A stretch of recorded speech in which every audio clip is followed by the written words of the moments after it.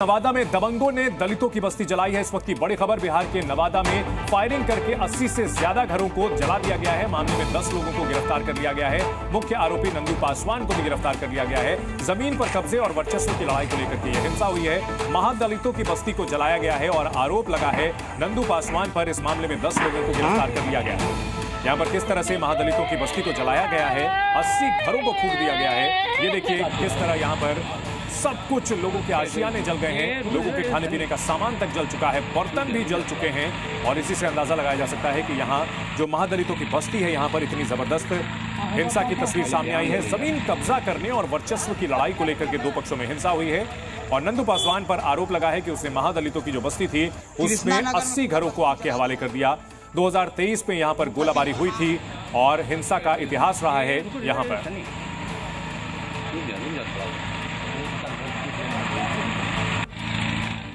वहीं नवादा हिंसा पर राहुल गांधी का ट्वीट आया है और लिखा है कि बिहार में बहुजनों के खिलाफ अन्याय हो रहा है। बहुजनों को बीजेपी और एनडीए डराते हैं। दोषियों के खिलाफ तुरंत कार्रवाई हो।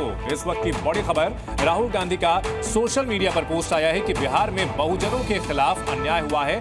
बहुजनों को बीजेपी और एनडीए डराते हैं। दोषियों के खिलाफ तुरंत कार्रवाई हो। हालांकि बिहार में जो बात निकलकर सामने आ रही है, यहां दलितों वर्सेस महादलित का मुद्दा उठता हुआ दिख रहा है, क्योंकि जो आरोपी है नंदू पासवान, वो भी दलित समुदाय से आता है और जो महादलित बस्ती है उसको जलाया गया है।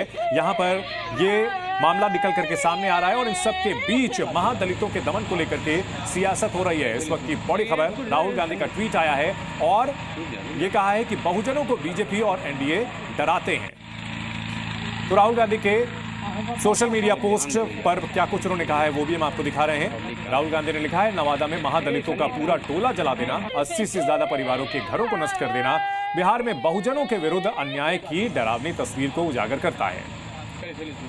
तो इसको लेकर के केंद्र सरकार और राज्य सरकार दोनों पर निशाना साधा है, क्योंकि केंद्र और राज्य दोनों में एनडीए की सरकार है। राहुल गांधी ने इस मुद्दे को लेकर के एनडीए पर निशाना साधा है।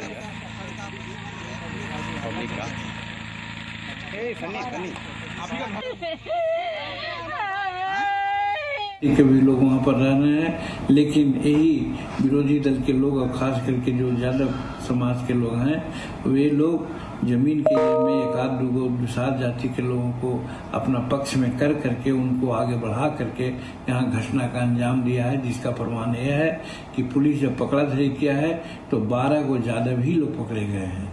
तो इससे साबित यही हो रहा है कि समूचे बिहार में वो लोग अभियान चला रहे हैं कि शेड्यूल कास्ट जी जमीन पर रह रहा है तो न रह रहा है तो सब जमीन को अपना कब्जा में ले करके उसको अपना मकान बनाते हैं या बेचते हैं। इस पर सरकार को ध्यान देना चाहिए।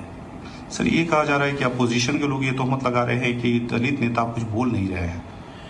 दलित नेता है कौन? दलित नेता जीतन मांझी क्या नहीं है? दलित तो शुरू से बोल रहा है। विधानसभा में जब विधानसभा के सदस्य थे उस समय भी हमने कहा था कि बिहार में 70% परमाना पर्चा का जमीन है, एक पार्टी विशेष के लोगों के कब्जे में है, कब्जा किया जा रहा है, उस पर सरकार ध्यान दे।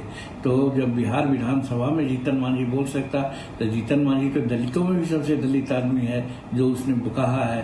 तो इस बात का तो लोगों को समझदारी होनी चाहिए। तो जीतन राम मांझी, जो कि केंद्र सरकार में मंत्री भी हैं, उनका ये बयान सामने आया है और उन्होंने आरोप लगाया है कि वहां पर जो एक विशेष समुदाय है वो लगातार जगहों पर कब्जा कर रहा है और दलितों पर अत्याचार कर रहा है।